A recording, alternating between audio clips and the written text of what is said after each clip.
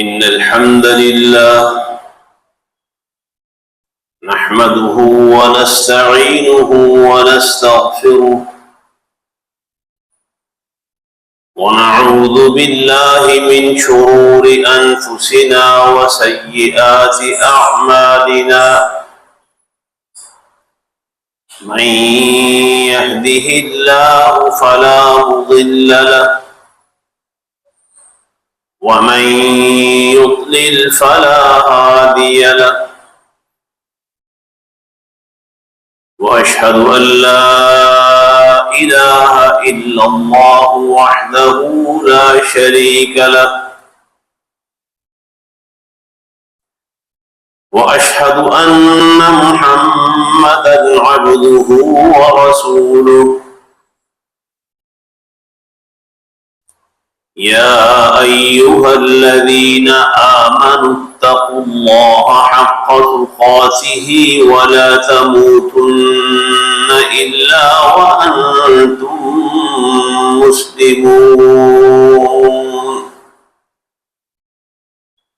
يا أيها الناس اتقوا ربكم الذي خلقكم من نفس واحدة وخلق منها زوجها وبث منهما رجالا كثيرا ونساء واتقوا الله الذي تساءلون به والأرحام إن الله كان عليكم رقيبا يا أيها الذين آمنوا اتقوا الله وقولوا قولا سديدا يصلح لكم أعمالكم ويغفر لكم ذنوبكم ومن يطع الله ورسوله فقد فاز فوزا عظيما اللهم صل على محمد وعلى آل محمد كما صليت على إبراهيم وعلى آل إبراهيم إنك حميد مجيد اللهم بارك على محمد وعلى آل محمد كما باركت على إبراهيم وعلى آل إبراهيم إنك حميد مجيد أما بعد فإن خير الحديث كتاب الله وخير الهدي هدي محمد وشر الأمور محدثاتها وكل محدثة بدعة وكل بدعة ضلالة والضلالة في النار سبحانك لا علم لنا إلا ما علمتنا إنك أنت العليم الحكيم اللهم انفعنا بما علمتنا وعلمنا ما ينفعنا وزدنا علما الحمد لله على كل حال ونعوذ بالله من حال أهل النار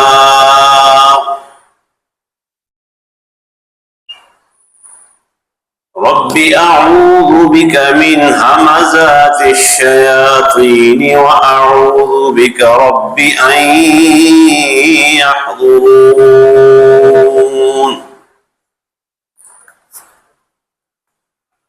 أعوذ بالله السميع العليم وبوجهه الكريم وسلطانه القديم من الشيطان الرجيم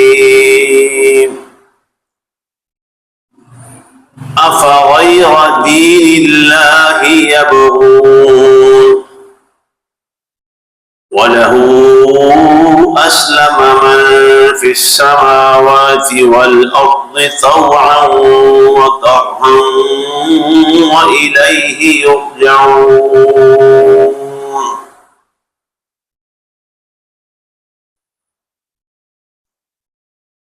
کیا بھلا یہ لوگ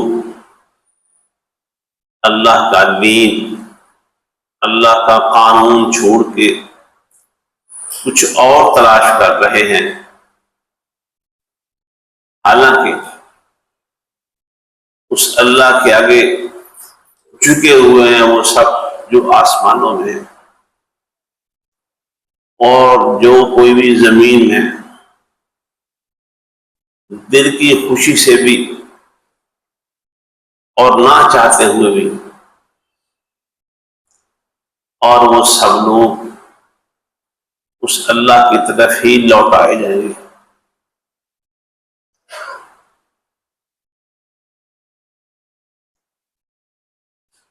سورہ آل عمران کی اس آیت میں اللہ تعالیٰ نے زمین و آسمان، یہ کہہ دیں کہ ساری کائنات کی مخلوقات کی جو کیفیت ہے ہر وقت جو ان پر طاری رہتی ہے، اس کا ذکر فرمایا ہے۔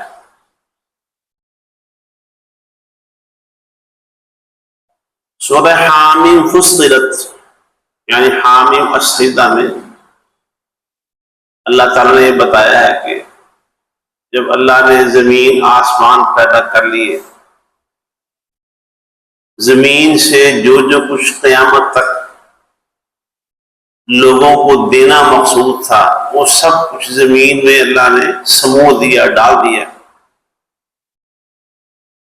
ہر آسمان میں جو اللہ کو مقصود اور مطلوب تھا، اپنا پروگرام ہر آسمان میں اللہ نے اتار دیا، نازل کر دیا۔ تو پھر دونوں سے اللہ نے فرمایا اتیا، تم دونوں اللہ تعالیٰ کے حکم پر عمل کرنے کے لیے آ جاؤ۔ طوعاً، تم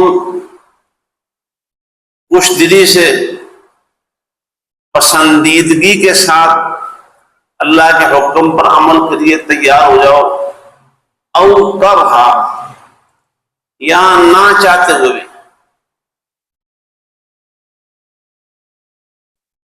یعنی تمہارے پاس انکار کی گنجائش نہیں ہے۔ تمہیں اللہ نے جو پروگرام دیا ہے، اللہ تعالی نے تمہارے لیے جو احکام اتار دیے ہیں، تمہیں ہر حال میں اس پر عمل کرنا ہے، چاہے تم اس صورتحال کو پسند کر لو یا نہ پسند کرو، یہ کام اب تمہیں کرنا ہی کرنا ہے، یعنی تمہارے پاس انکار کی گنجائش نہیں ہے۔ اللہ تعالیٰ کا یہ فرمان سن کر دونوں نے اللہ کے آگے بیک زبان یہ بات عرض کی، اتینا طائعین، یا اللہ تیرا ہر حکم ماننے کے لیے، تسلیم کرنے کے لیے، اس پر عمل درآمد کرنے کے لیے ہم پوری خوش دلی کے ساتھ تیار۔ یعنی ایک تو یہ بات ہے کہ انکار کوئی نہیں ہے، اور دوسری یہ بات بھی ہے کہ ناپسندیدگی بھی نہیں ہے، بلکہ تیرے ہر حکم کی اطاعت ہوگی اور خوش دلی کے ساتھ۔ سورہ حامیم فصلت کی اس آیت سے یا ان آیات سے اگر آپ خود بھی مطالعہ کریں حامیم سجدہ سورت کا دوسرا رکوع۔ اللہ تعالیٰ نے جب آسمان بنائے، زمین بنائی، جہان پیدا کیا، کائنات پیدا کی، تو اس وقت آسمان و زمین سے اللہ تعالیٰ نے یہ گفتگو فرمائی تھی، آپ خود بھی اس کا مطالعہ کریں۔ اب یہ دو مقام ہو گئے، ایک سورہ آل عمران کی آیت جو خطبے میں تلاوت کی اور ترجمہ آپ کے سامنے کر چکا ہوں اللہ کی توفیق کے ساتھ، اور اب سورہ حامیم فصلت 24 میں پڑھیں گے۔ اس سے ہمیں اس کائنات کے لیے جو اللہ کا قانون ہے نا وہ سمجھ میں آتا ہے، پوری کائنات کے لیے۔ اگر بہت ہی آسان اور سادہ لفظوں میں کہا جائے تو یہ بات بنتی ہے کہ اس کائنات کے لیے اللہ نے جو قانون پسند کیا ہے، قانون کو عربی زبان میں دین بولتے ہیں۔ دین کے کئی معنی ہیں، قرآن مجید میں بھی 3 معنوں میں دین کا لفظ استعمال ہوا، 3 معنوں، ان میں سے ایک قانون، جیسے سورہ آل عمران کی ایک اور آیت میں ان الدین عند اللہ الاسلام، اللہ کے نزدیک دین یعنی اللہ کے نزدیک جو قانون ہے اس کا نام اسلام ہے۔ اس پوری کائنات، اور یہ کائنات ہے اتنی بڑی ہے کہ کوئی اس کی وسعتوں پر بات نہیں کر سکتا، بتا نہیں سکتا کہ یہ کائنات اتنی بڑی ہے۔ اور ساری کائنات کے لیے اللہ کا قانون کیا ہے؟ اسلام۔ اور اسلام کے معنی کیا ہے؟ اسلام کا لفظ عربی زبان، اس کی لغت کی کتابیں کھنگالی جائیں تو مختلف معنی سامنے آتے ہیں۔ اسلام کے ایک معنی ہوتے ہیں خود سپردگی، یعنی اپنا آپ کسی کو سونپ دینا، کسی کے حوالے کر دینا، اپنی خوشی ناخوشی، پسند ناپسند، چاہت اور نہ چاہت، جو کچھ بھی سب کچھ کسی کو سونپ دینا اور کسی کے حوالے کر دینا۔ اس کو غور سے سنیے ذرا، پھر ہم آخر میں ذرا اپنے آپ کا جائزہ لیں گے، ہم میں کون سے معنی کتنے پائے جاتے ہیں۔ اپنا آپ کسی کے حوالے کر دینا، کسی کو سونپ دینا، اور یہ معنی حدیث اور قرآن سے معلوم ہوتے ہیں۔ سیدنا براء بن عازب رضی اللہ تعالیٰ عنہ سے مروی ایک حدیث ہے، اس حدیث میں رات کو سوتے وقت کی دعا ہے۔ نبی علیہ السلام نے فرمایا جو بندہ باوضو ہو کے دائیں کروٹ پر لیٹے اور یہ دعا پڑھ کے سوئے، اگر رات کو فوت ہو گیا تو اسلام کی فطرت پر فوت ہوگا۔ وہ چھوٹی دعا تو سب کو یاد ہے، اللہم بسمک اموت و احیا، یہ ماشاءاللہ ہمارے اکثر لوگ اپنے بچوں کو بھی یاد کروا دیتے ہیں۔ اب دیکھیں نا یہ دعا جو اس کا پس منظر ہے کہ روایت کرنے والے ابو ذر غفاری ہیں رضی اللہ تعالی عنہ، اور اس دعا کی تمہید کیا ہے کہ پیارے پیغمبر علیہ الصلوۃ والسلام فرماتے ہیں کہ جس نے باوضو ہو کر دائیں کروٹ لیٹ کر یہ دعا پڑھی، اور جس طرح بہت سارے لوگ رات نیند کے دوران ہی فوت ہو جاتے ہیں، فرمایا اگر اس کو اس دوران موت آ گئی تو فطرت اسلام پر موت آئے گی اس کو۔ دعا تو کافی لمبی ہے، اللہ تعالیٰ مجھے اور آپ کو بھی توفیق دے کہ ہم یہ یاد بھی کر لیں اور پھر پڑھا کریں، اور اپنے گھر کے سارے افراد کو یاد کروا دیں۔ دعا بڑی شاندار دعا ہے۔ میں صرف اس کے پہلے جملے کا جس کا تعلق ہمارے موضوع کے ساتھ، کیا بات کیا ہو رہی تھی؟ اسلام کے ایک معنی ہوتے ہیں اپنا آپ کسی کو سونپ دینا، کسی کے حوالے کر دینا۔ اس کے شروع کے الفاظ ہیں اللہم اسلمت نفسی الیک، اے اللہ میں اپنا آپ، اپنی جان، اپنا نفس تیری سپرد کر کے تیرے حوالے کر کے سو رہا ہوں۔ اس جملے میں بڑی جامعیت ہے، اس کو اگر پھیلایا جائے تو بہت سارے مفید معانی اس جملے سے معلوم ہوں گے، سمجھ میں آئیں گے، لیکن میرا موضوع وہ نہیں ہے، میں صرف لفظ اسلام کو واضح کر رہا ہوں۔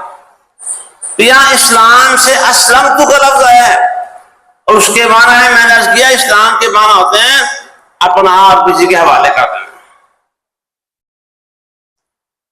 اور دین اسلام ایک ایسا دین ہے کہ جس کا پیروکار، جس کا دعوے دار، جس کے ساتھ نسبت رکھنے والا اپنی زندگی کے سارے معاملات اللہ کے سپرد کر دیتا ہے۔ مالی معاملات، اقتصادیات، سیاسی معاملات، حکومت، معاشرتی معاملات، شادی بیاہ وغیرہ، یہ جتنے بھی معاشرے کے ساتھ، جتنے افراد کے ساتھ میرا اور آپ کا تعلق ہے، اس میں اللہ کی مرضی چلے گی، اللہ کا قانون چلے گا۔ اسلام کا مطلب یہ ہے، میں نے اور آپ نے اللہ کے سامنے تسلیم کر دیا ہے کہ اللہ میرا سب کچھ تیرے سپرد ہے، اب اس کے اوپر تیرا حکم لاگو ہے، تیری مرضی چلے گی، تیرا قانون چلے گا، تیرے قانون کے سوا یہاں کوئی اور چیز نہیں پائی جائے گی۔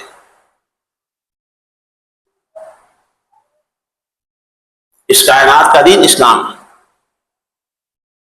میں نے دو آیتیں آپ کے سامنے پڑھی ہے، سورہ آل عمران اور سورہ حامیم فصلت، اس کو ذہن سے نکالنا نہیں ہے۔ اس کائنات کا دین، اس کائنات میں جو قانون دور حاضر کی لینگویج، جو ترقیات دنیا میں ہو چکی ہیں، اس حوالے سے ایک لفظ بولوں گا، اللہ تعالیٰ نے یہاں جو قانون انسٹال کیا ہوا ہے اس کائنات کے اندر، وہ کیا ہے؟ اسلام۔ یہ سورج کا طلوع و غروب، یہ ستاروں سیاروں کا چلنا، کہکشائیں، یہ دریا اور سمندر، سب کچھ اسی قانون اور اسی دین کے تحت چل رہے ہیں۔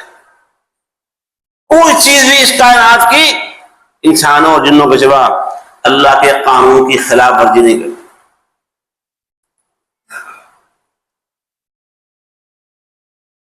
اور یہ ہمارے سامنے اللہ تعالیٰ نے بہت بڑا ماڈل، بہت بڑا نمونہ پیش کیا ہوا کہ دیکھو اتنا بڑا سورج، اور یہ سورج کہتے ہیں ہماری زمین سے بھی کئی گنا بڑا ہے، اور کتنے سیارے ایسے ہیں جو سورج سے بھی بہت بڑے ہیں، ستارے بھی ہیں، سیارے بھی ہیں، کہکشاؤں میں اس فضا کے اندر سینکڑوں ہزاروں کروڑوں نہیں، اربوں خربوں ستارے سیارے کہکشاؤں کی شکل میں موجود ہیں۔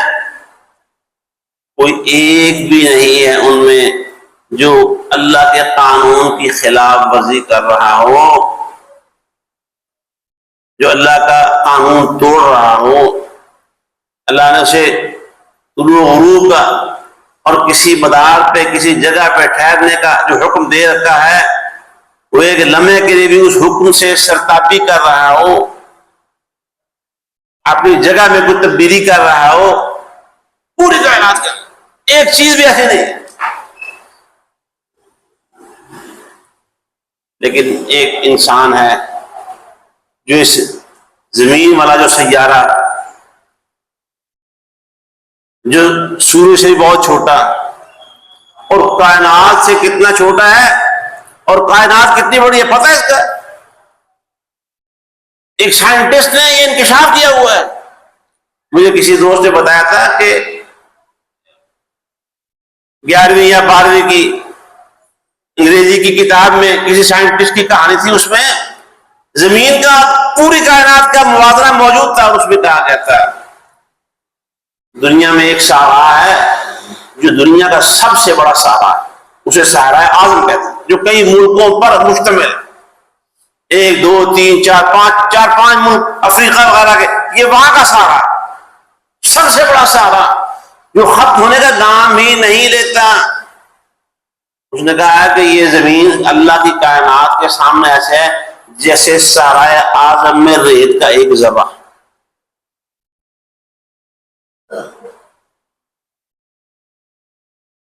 یہ پوری کائنات میں اللہ کی زمین ہی ہے، اور اس ایک ذرے میں ہمارے جو ملک ہے مختلف یا پورے پورے بڑے اعظم بھی لے لیں، بڑے اعظم ایشیا ہے، بڑے اعظم یورپ ہے، بڑے اعظم امریکہ ہے، بڑے فلاں اور فلاں، ان کا حجم کیا ہوگا، ان کا سائز کیا ہوگا؟ اور یہ اتنی بڑی کائنات جس کا قانون اسلام ہے، اور اس میں یہ ایک زمین جو ایک ذرے کے برابر ہے جیسے سہان ہو، اس میں یہ انسان، زمین نہیں انسان، سورج چاند، یہ صحرا و دریا نہیں، سمندر نہیں، انسان کی بات کر رہے ہیں، انسان یہ اللہ کے حکم کی سرتاپی کر رہا ہے، اللہ سے بغاوت کر رہا ہے۔ میں آپ کو ایک دوست کی بات بتاتا ہوں، بات بڑی، میں اس کی خیریت پوچھنے گیا، کبھی ملاقات ہوئی ان سے، ان کا گردے کی تبدیلی ہو چکی تھی، ٹرانسپلانٹ، گردہ تبدیل کروایا ہوا تھا انہوں نے، تو علاج معالجے کے حوالے سے جو ڈاکٹروں نے اس کے لیے علاج تجویز کیا، انہوں نے ایک بڑی کمال بات کی، کہنے لگے کہ اصل میں یہ میڈیسن اب ساری زندگی کھانا پڑے گی۔ یہ میڈیسن کرتی کیا؟ اس نے یہ بات بتائی، کرتی کیا یہ میڈیسن؟ کہتے ہیں گردہ کسی اور کا ہے اور جسم میرا ہے، اللہ تعالیٰ نے جسم کی ایک ایک چیز، سر کے بالوں سے لے کر پاؤں کے ناخنوں تک ایک ایک چیز کی آپس میں میچنگ کی ہوئی ہے، اس کو ہم آواز بنایا ہے، ہم آہنگ کیا ہوا ہے، لیکن اب یہ گردہ میرا نہیں ہے، اور دن میں کئی دفعہ یہ جسم نہ اس ایک گردے کے خلاف نہ احتجاج کرنے لگ جاتا ہے، اور گردے سے کہتے چل باہر نکل، تو کتنے آ گیا؟ جسم جو ہے وہ گردے کو کہتے تم یہاں کہاں سے آ گئے، کس دنیا سے آئے، کیا لینے آئے یہاں پہ، اس کا میرے جہان کے اندر، نکلو باہر یہاں سے۔ وہ یہ جو میڈیسن ہے جسم کی اس آواز اور مطالبے کو خاموش کروانے کے لیے کھائی جاتی ہے، میڈیسن کا اور کوئی کام نہیں۔ اور یہ جو جسم کی آواز میں نے محسوس کی اور بتائی ہے، وہ کہہ رہے دوست سمجھ لیں کہ اب یہ ساری زندگی کی بیماری ہے، اس جسم نے ساری زندگی خاموش نہیں ہونا، اور اس کی آواز کو خاموش کروانے کے لیے یہ میڈیسن میں نے ساری عمر رہنی ہے۔ اب آئیے جو میں بات کرنا چاہتا ہوں، اس کائنات کا نظام کیا ہے؟ اسلام۔ میں پھر آتا ہوں جہاں سے بات کا آغاز کیا تھا، اس کائنات کا دین اور قانون کیا ہے جو اللہ نے بنایا ہے؟ وہ اسلام، اور اللہ نے وہی اسلام، وہی قانون، وہی دین اپنے بندوں کے لیے بھی پسند کیا ہوا ہے۔ وہ اس کائنات کے اگر ہم آباد ہو جائیں گے، جس طرح پوری کائنات، بڑے بڑے ستارے، سیارے، کہکشائیں، اور پوری ساتوں آسمان، آسمانوں کی ساری مخلوق، سب کے سب، اگر انسان بھی ان کا ہم آباد ہو جائے گا، میری بات سمجھ آئے گی؟ سمجھ، میں کچھ زیادہ مشکل بات تو نہیں کر رہا، کہ جس طرح آسمان اللہ کی اطاعت کرتا ہے، بندہ بھی اللہ کی اطاعت کرنا لگے، جس طرح سورج اللہ کی اطاعت کرتا ہے۔ نبی علیہ السلام نے ایک دن فرمایا صحابہ کرام کو، اور ہمارا ایمان ہے کہ نبی ہے، کہ جتنی مرضی دنیا میں سائنسی ایڈوانسمنٹ ہو جائے، یہ سائنسی ایڈوانسمنٹ جو ہے یہ انسان کے تجربے، انسان کے مشاہدے کا نام ہے، اور جو پیغمبر کا علم ہے وہ ڈائریکٹ اللہ کی وحی کے ساتھ ہوتا ہے۔ ہم انسانی اور سائنسی تجربے کو اس وحی کی روشنی میں سمجھیں گے، ہم وحی کی بات کو سائنسی تجربات کی روشنی میں نہیں سمجھیں گے۔ قرآن حدیث کی بات، وحی کی بات، وہ نمبر ایک، سب سے پہلے نمبر پر، باقی چیزیں سب اس کے بعد۔ میرے نبی نے فرمایا صلی اللہ علیہ وسلم، اور آپ کا سمجھانے کا انداز کتنا شاندار تھا۔ آپ صلی اللہ علیہ وسلم نے صحابہ سے پوچھا، یہ جو سورج غروب ہوتا ہے تمہیں پتا ہے یہ کہاں جاتا ہے؟ سائنس ہماری کیا کہتے ہیں؟ یہ زمین کا گرد مسلسل چکر لگا رہا ہے۔ علامہ اقبال نے ایک شعر میں کہا کہ اہل توحید جہاں میں مثل خورشید، خورشید سورج کو کہتے ہیں، مثل خورشید جیتے ہیں، ادھر ڈوبے ادھر نکلے، ادھر ڈوبے ادھر نکلے.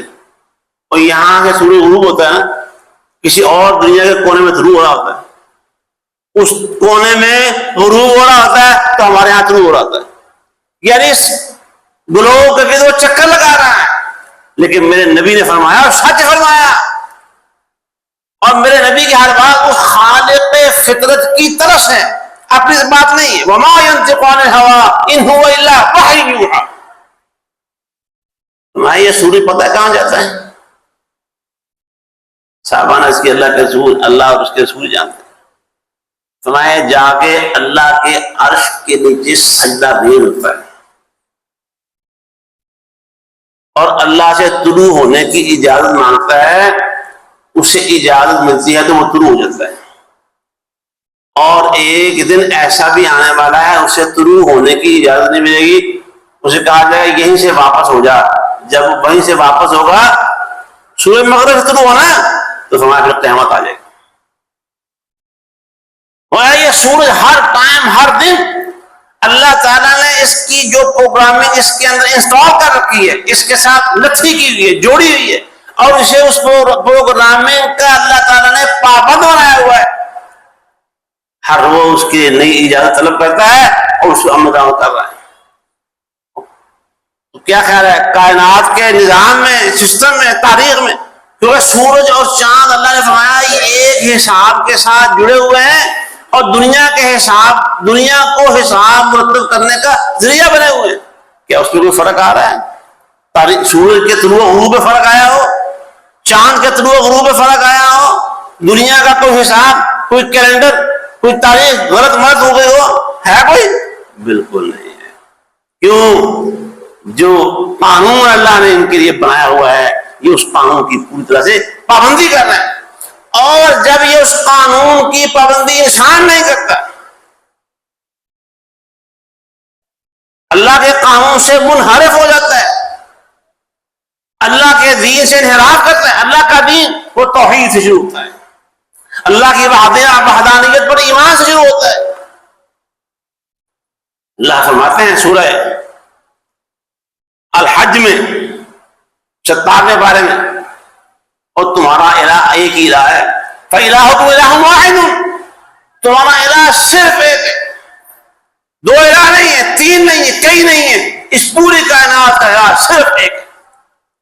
عبادت اسی کی ہے، بندگی اسی کی ہے، قانون اسی کا چلے گا، دین اسی کا چلے گا، کیونکہ وہ اکیلا اس کائنات کا رب ہے، اکیلا اس کا خالق ہے، اور وہ اکیلا ہی اس کائنات کا الہ ہے. اسی کی عبادت چلے گی، اسی کا قانون چلے گا، اسی کا دین چلے گا. یہ کائنات کسی اور کی نہیں ہے. جس کی کائنات ہے اسی کا دین ہوگا، اسی کا قانون ہوگا. تمہاری سیاسیات پر، تمہاری اقتصادیات پر، تمہارے امور خارجہ اور امور داخلہ پر، تمہاری معاشرت پر، ہر پہلو سے اس اللہ کا قانون چلے گا.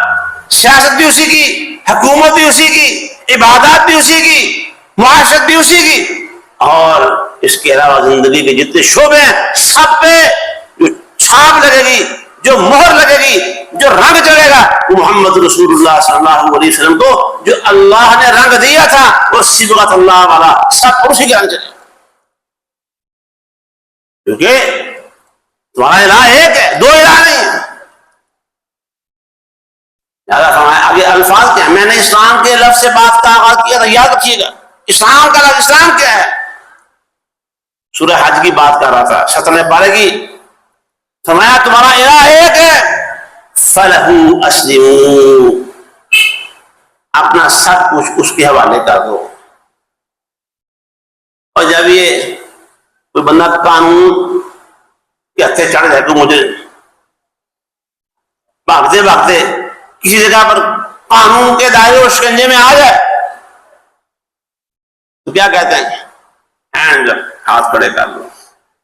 وہ ہاتھ کھڑے کر کے اپنے آپ کو قانون کے حوالے کر دیتا ہے. ہتھیار ڈال دو، ہتھیار پھینک دو. پھر بعض جگہوں پر اسے کہتے ہیں نیچے لیٹ جاؤ، الٹے لیٹ جاؤ. وہ لیٹ بھی جاتا ہے اور الٹے لیٹے ہوئے کے ہاتھ پیچھے کر کے اسے ہاتھ کڑیاں لگا دیتے ہیں. اپنے آپ کو مکمل طور پر قانون کے حوالے کرنے کا نام اسلام ہے. اور قانون کس کا ہے؟ اس کا جو ہمارا الہ ہے، جو ہمارا رب ہے. اس کے سوا نہ کوئی رب ہے اور نہ اس کے سوا کوئی الہ ہو سکتا ہے. فَلَهُ أَسْلِمُوا، تمہارا الہ ایک الہ ہے، اس کے آگے سرنڈر کر جاؤ، اپنا سب کچھ اس کے حوالے کر دو. اللہ نے کہا نہیں قرآن میں، آپ نے وہ فرمان سنا ہوگا، اللہ فرماتا ہے اللہ کے دین میں پورے کے پورے داخل ہو جاؤ. کیا مطلب ہے؟ یار ہم اتنے سادہ ہیں، اتنے کم عقل ہیں کہ ہمیں اس آیت کا آج تک مفہوم سمجھ نہیں آیا. ہماری خواہشیں اور ہماری ناپسندیدگیاں، ہماری تمنائیں، ہمارے غصے اور ہماری محبتیں، ہاں بلکہ اس سے آگے بات کریں جو ہماری سوچیں اور خواہشیں. اسے انگلش میں کیا کہتے ہیں؟ تھنکنگ. میرے ہمارے ایک بزرگ دوست تھے، قرآن فہمی کی کلاسوں کے دوران ہمارے اداروں کی وہ سرپرستی کر رہے ہیں، ابھی بہت ہوئے ہیں، اور سینئر ڈاکٹر سے، وہ تقریباً پاکستان کے بڑے ڈاکٹروں کے استاد تھے، کنگ ایڈورڈ میڈیکل کالج کے پرنسپل بھی رہے. یہاں ظفر روڈ ان کا کلینک تھا. کہتے جب میں میٹرک میں پڑھتا ہوں، میٹرک میں تو جس اسکول میں نے میٹرک کیا ہوا ہے، ہمارے میٹرک کے انگلش کے جو استاد تھے، ظاہر ہے اسکول تھا، وہ کالج نہیں تھا، یونیورسٹی تھی، استاد انگلش میں ہمیں پکا کرنے کے لیے اس نے کہا کہ جب تم اکیلے تنہائی میں بیٹھے جب سوچنا ہے، تمہیں سوچنا ہے تو وہ سوچنا بھی انگلش زبان کے اندر. وہ بات کو سمجھ آ رہی کہ نہیں آ رہی؟ جو انسان خود کلامی کرتا ہے، اپنے آپ سے باتیں کر رہا ہوتا ہے، اپنے آپ سے سوچ رہا ہوتا ہے، وہ تمہاری سوچیں بھی انگلش زبان میں ہونی چاہیے، تب جا کے تمہیں انگریزی آئے گی. میں اس مثال کے ساتھ آپ کو اپنے آپ کو سمجھانا چاہتا ہوں کہ ہماری تھنکنگ بھی اسلام کے مطابق ہونی چاہیے، ہماری سوچیں بھی اسلام کے مطابق ہونی چاہیے، ہماری خود کلامی بھی اسلام کے مطابق ہونی چاہیے. اور یہ میں اپنے پلے سے بات نہیں کر رہا، الحمدللہ یہ بات بھی اپنی خواہش اور پسند سے نہیں کر رہا، آپ سے میں ذمہ داری کے ساتھ ممبر رسول پہ کھڑا ہوں اور مسجد کے محراب کے اندر ہوں، پوری ذمہ داری سے کے ساتھ کہہ رہا ہوں اس پہ حدیث سن لیں. میرے محبوب پیغمبر صلی اللہ علیہ وسلم فرمایا لا یؤمن احدکم، یہ لا نفی ہے اور ہر شخص کے ایمان کی نفی کی. کوئی بندہ تم میں سے مومن نہیں ہو سکتا حتیٰ کہ جب تک وہ اس سٹیج پر نہ آ جائے، اس ناج پر نہ آ جائے، کیا ہے وہ؟ یکون ہواہ ہو جائے اس کی خواہش، اس کی پسند. اور پسند کے ساتھ ایک دوسری چیز ہوتی ہے ناپسند بھی. پسند اور ناپسند ہمیشہ ساتھ ساتھ ہوتی ہے. اس کی پسند اور ناپسند، اس کی ہوا، اس کی خواہش وہ ہو جائے طبعاً اتباع کرنے والی، پیاری کرنے والی لما اس چیز کی جئت بھی جو میں اللہ کی طرف سے لے کے آیا. جب تک کسی شخص کی خواہشات بھی ایمان نہیں لائیں گی، جب تک کسی شخص کی خواہشات بھی اسلام کے دائرے میں داخل نہیں ہوگی، جب تک کسی کی پسند و ناپسند بھی اسلام کا لبادہ نہیں پہنے گی، اس وقت تک کوئی شخص مومن نہیں ہو سکے. تو مجھے اور آپ کو کائنات کا ہم آواز ہونا پڑے. کائنات کی آواز کیا ہے؟ اسلام. یہ صبح اور شام میں، یہ سورج اور چاند، اور یہ سالوں کا حساب، مہینوں کا حساب، وہ قمری مہینے سال ہوں، وہ شمسی مہینے سال ہوں، وہ بکرمی مہینے سال ہوں، یہ سال اور مہینے یہ مجھے اور آپ کو آواز دے رہے ہیں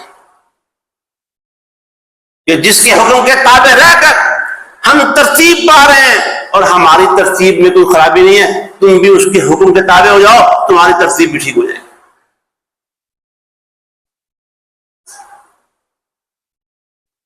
اب وہ اس مثال کی طرف آئیے جو ابھی میں نے دی. جگہ کے گردے کے خلاف جسم بولتا ہے کہ تم کہاں سے آ گئے ہو، نکلو یہاں سے باہر. انہوں نے منہ بند کر واسطے میڈیسن دینے ہیں، چپ کر بیٹھے رہو. بالکل اسی طرح یہ کائنات اللہ کے حکم کے مطابق یہ انسان بغاوت کرتا ہے، کیونکہ اس کائنات کا دین بغاوت نہیں ہے، اس کائنات کا قانون اللہ کی نافرمانی نہیں ہے. اس کائنات کے لیے اللہ نے ایک ہی رنگ پسند کیا ہے اور اس کی اطاعت کا رنگ ہے. اس کائنات کا رنگ اللہ کی اطاعت ہے. اور جب اس رنگ میں یہ انسان بھنگ ڈالتا ہے، جب اس رنگ کو خراب کرتا ہے، جب اس رنگ کو چھوڑ کر اور رنگ اپنانا چاہتا ہے، تو پھر بغاوت شروع ہوتی ہے. کائنات انسان، اللہ کی زمین انسان کے خلاف بغاوت. اس وقت جو سیلاب آئے ہوئے ہیں، اب دیکھیں ہمارا وہ ملک لا الہ الا اللہ محمد رسول اللہ کے نام پر بنا تھا. وہ بنیر وغیرہ شمالی علاقہ جہاں سے شروع ہونے والی ہو شراب کی صورتحال، اس پورا ملک اس کی لپیٹ میں.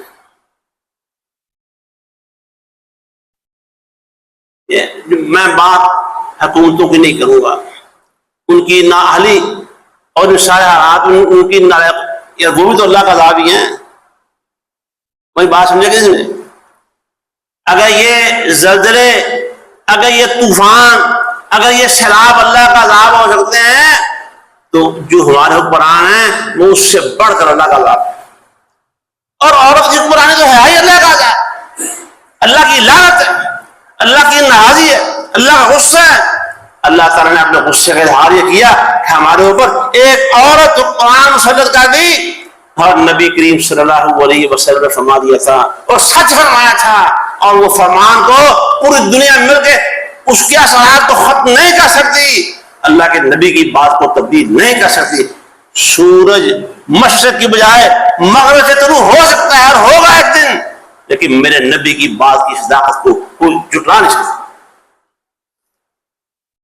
لَن يُفْلِحَ قَوْمٌ وَلَّوْا أَمْرَهُمْ امْرَأَةً، اس قوم نے آج تک زندگی میں کبھی فلاح نہیں پائی اور قیامت تک نہیں پا سکے گی جس کی حکمران ایک عورت بنے.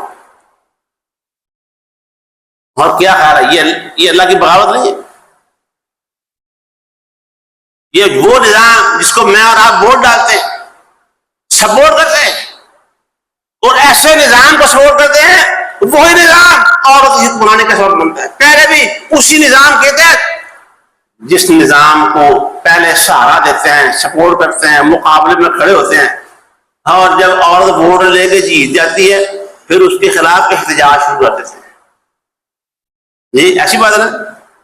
پہلے بھی ووٹ دیے، سب نے دیے، سیکولر جماعتوں نے دیے، اسلامی جماعتوں نے دیے، اس نظام کا، اس سسٹم کا بائیکاٹ نہیں کیا، اس کو سہارا دیا، اس کو پال رہے ہیں، اس کو پوس رہے ہیں، اس کو آگے لے کے چل رہے ہیں. اور جب کوئی عورت قرآن مان جاتی ہے تو پھر میرے جیسے لوگ بے کرتوتے وہ مسجدوں میں آگے دعائیں شروع کر دیتے، ساڑھے مولوں نہ دیں. پہلے یہی تو بات قرآن نے کہی ہے. بنی اسرائیل کے پاس اللہ نے ان سے وعدہ لیا ہوا تھا کہ تم نے اپنی قوم کو جنگ کر کے قتل نہیں کرنا، انہیں ان کی بستیوں سے آبادیوں سے نکال باہر نہیں کرنا. فرمایا تم نے دونوں کاموں کی مخالفت کی، یہ پہلا سپارہ ہے. اور جب جنگ میں آگے بھی یہودی تھے، قتل کرنے والے بھی یہودی تھے، بستیوں سے نکالنے والے بھی یہودی تھے، یہودیوں کو قید کرنے والے بھی یہودی تھے. پھر وہ کہتے اللہ واسطے، تو ان کو قید سے چھڑانے کے لیے اپنی جیب سے چندہ دے کر، تفادوہم فدیہ دے کر ان غلاموں کو آزاد کرتے. یار اہل کتاب ہے، چاہے مسکین ہے، غریب ہے، قیدی ہو گئے ہیں، تو ذرا چندہ لاؤ، چندہ میں ان کو آزاد کرو. وہ آزاد. اللہ نے فرمایا تمہیں تو اللہ نے انہیں بستیوں سے نکالنے سے ہی منع کر رکھا تھا، انہیں قتل کرنے سے ہی منع کر رکھا تھا. پہلے ایک حکم کی تم نے مخالفت کی اور اب دوسرے حکم پر عمل کر رہے ہو. افتؤمنون ببعض الکتاب وتکفرون ببعض، تو اللہ کی کتاب کے ایک حصے پر ایمان لاتے ہو، عمل کرتے ہو، اور اللہ کے دوسرے حکم کا انکار کرتے ہو، اس کے ساتھ کفر کرتے ہو. اس جرم کی سزا اللہ نے بیان کر دی ہے. فما جزاء من يفعل ذلك منكم الا خزي في الحیات الدنیا. اس دو عملی کی سزا دنیا میں اللہ نے یہ رکھی ہے کہ دنیا میں ایسی قوموں کو رسوا کر دے, بے قیمت بنا دے, انہیں بے وقت کر دے. وہ یوم القیامہ, اور جب ہمارے پاس آئیں گے قیامت کے, یردون الی اشد العذاب, وہ جہنم کے عذاب کا شکار کر دیے. یہ جو سسٹم ہے, نظام حکومت ہے, یہ خود عذاب ہے. یہ کہنے کی ضرورت نہیں ہے یار حکمران بڑے پاگل ہیں, بڑے بے رحم ہیں, یہ بڑے ایسے, وہ بھی عذاب, اور یہ سیلاب بھی اللہ کا عذاب ہے. جب تک میں اور آپ سچے دل سے اللہ کے حضور توبہ نہیں کریں گے, یہ دو عملی نہیں چھوڑیں گے, یہ نفاق پر زندگی نہیں چھوڑیں گے, آدھے تیتر اور آدھے بٹیر ہونے کا ثبوت ختم نہیں کریں گے, جب تک پورے کے پورے جو اللہ نے کہا ہے ادخلوا فی السلم کافہ, اللہ کے پورے دین میں تم پورے کے پورے داخل ہو جاؤ, جب تک یہ نہیں کریں گے یہ صورتحال تبدیل نہیں ہو سکتی. حکمرانوں کے دلوں میں یہ ڈوبتی ہوئی آبادیاں اور بستیاں دیکھ کر رحم نہیں آتا, بلکہ کئی آبادیاں اور بستیاں حکمران لوگوں کے اندر سے ناجائز زمینوں پر قبضے کر کے دریاؤں کی زمینوں پر وہ آبادیاں اور وہ بستیاں بنا دی تھی, آج وہ ساری بستیاں اور آبادیاں سیلاب کی جد کے اندر. تو میرے بھائیوں, میں کہنا یہ چاہتا ہوں, دعا تو ہم کر رہے ہیں, کریں گے بھی, ایسے بھائیوں کی جو سیلاب میں گرے ہوئے ہیں ان کی مدد کرنا یہ میری اور آپ کی ذمہ داری ہے. یہ مت سمجھیں کہ جو بند سے اس طرح کی آبادیاں ہیں انہوں نے خیال چل رہا ہے. کسی دھوکے میں, کسی بھلیکے میں, کسی غرے میں نہیں آنا چاہیے. اللہ کے حضور پناہ کی درخواست کرنی چاہیے. یا اللہ, وہ اس نے کہا تھا نوح علیہ السلام کی آخری بات سن لیں. نوح علیہ السلام کے بیٹے نے, حضرت نوح نے کہا کہ بیٹا میری کشتی میں سوار ہو جاؤ, بچ جاؤ گے. انہوں نے کہا ابا جی میں پہاڑ سے چڑھ جاؤں گا. میں کہا پہاڑ کی نفس ہے, اس پہ چڑھ جاؤں گا اور بچ جاؤں گا. سآوی الی جبل یعصمنی من الماء. ابھی بات پوری نہیں ہوئی, ایک موج ایسی آئی, اسے اچھال کے پانی کے اندر پھینک دیا اور اسے ڈبو دیا, غرق کر دیا. فکان من المغرقین. میرے بھائیوں, جب تک نوح والی کشتی میں سوار نہیں ہوں گے بچت کے کوئی امکان اور صورت نہیں ہے.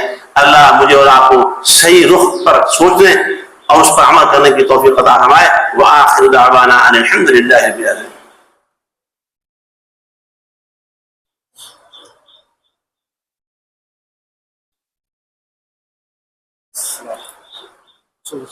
دعاوانی درخواست یہ کچھ یہ لوگ باہر میں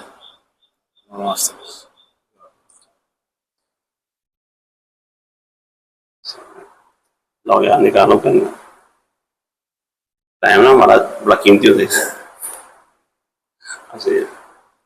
جزاک اللہ خیر. الحمد للہ نحمده ونستعینه ونستغفره ونعوذ بالله من شرور أنفسنا وسيئات أعمالنا. من يهده الله فلا مضل له ومن يضلل فلا هادي له. وأشهد أن لا إله إلا الله وحده لا شريك له وأشهد أن محمدا عبده ورسوله. اللهم صل على محمد وعلى آل محمد كما صليت على إبراهيم وعلى آل إبراهيم إنك حميد مجيد. اللهم بارك على محمد وعلى آل محمد كما باركت على إبراهيم وعلى آل إبراهيم إنك حميد مجيد. عزیز بھائیو, سوشل میڈیا کے ذریعے یہ سیلاب کی تباہی کے حالات مجھ سے کئی گنا زیادہ جاننے والے لوگ آپ بھی یقیناً ہوں گے.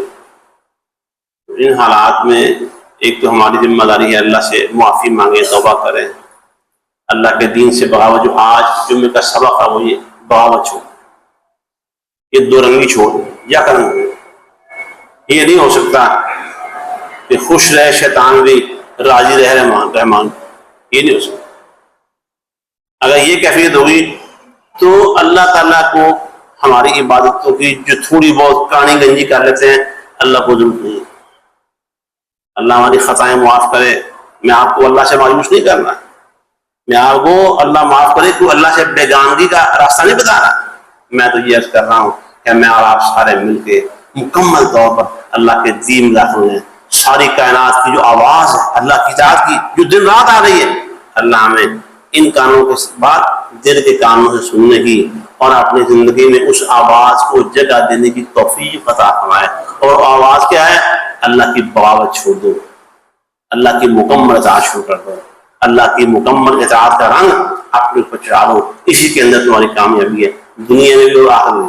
تو میں کہنا یہ چاہتا ہوں پچھلے جمعے ایک دیکھو مدرسے کی مسجد کی ضروریات یہ آپ کے سامنے لائی، ہم اس کے بھی محتاج ہیں، لیکن جب کبھی ہم سمجھتے ہیں کہ ہم امت کا ایک حصہ ہے، اب امت کا ایک بہت بڑا حصہ ہے، بہت بڑی تباہی کا شکار ہے، ہمیں یہاں آنا 15 لاکھ کی ضرورت ہوتی ہے، وہ ضرورت رہتی ہے اب بھی ہے، آپ کام کر رہے ہیں نہیں کر رہے ہیں وہ اللہ جانتا ہے اور آپ بھی جانتے ہیں، لیکن اس وقت جو صورتحال پیدا ہوئی ہے پچھلے جمعے میں نے اعلان کیا تو ماشاءاللہ اتنی بڑی جماعت میں 5,500 کا جمع ہوا تھا۔ میں سے آپ کو رپورٹ دے رہا ہوں، چراغ دوران کی مدد کے لیے جو اعلان ہوا تھا 5,500 روپے اعلان ہوا۔ اللہ تعالیٰ ہمیں اس تصویر کو سمجھنے کی اور اس تصویر کو بہتر اور ٹھیک کرنے کی توفیق عطا فرمائے۔ میں دوبارہ عرض کر رہا ہوں کہ اپنے شراب دوران بھائیوں کو فراموش مت کیجیے، اور جو ہمارے ساتھی کام کر رہے ہیں نا ان علاقوں میں دعوت و تبلیغ اور مسجدوں کا قیام بھی کر رہے ہیں، عارضی مسجدیں خیموں کے اندر بن رہی ہیں، لوگوں کو ان مسجدوں میں جمع کیا جا رہا ہے، ان کے بچوں کو تعلیم دی جا رہی ہے، وہاں ان کو معلمین مہیا کیے جا رہے ہیں، یہ جو پہلے سے وہاں موجود ہیں ان کو ڈیوٹی لگائی جا رہی ہے کہ لوگ نمازوں پر ان کے بچوں کو قرآن پڑھائیں۔ تو یہ کام صرف ان کو کھلانے پلانے کا نہیں، الحمدللہ ہمارے ساتھی وہ کام بھی کر رہے ہیں جو انبیاء کا کام ہے، اس پہ حصہ ڈالیں اور خالی نہ جائیں۔ اللہ تعالیٰ اور آپ کو رحم فرمائے۔ ربنا تقبل منا انك انت السميع العليم۔ یا اللہ ان سے اللہ کو تھام لے، یا اللہ ہمیں معاف فرما، یا اللہ جو ظالم اور بے رحم گناہوں کا ٹولہ پر مسلط ہے یا اللہ اس سے اس قوم کی جان چھڑا۔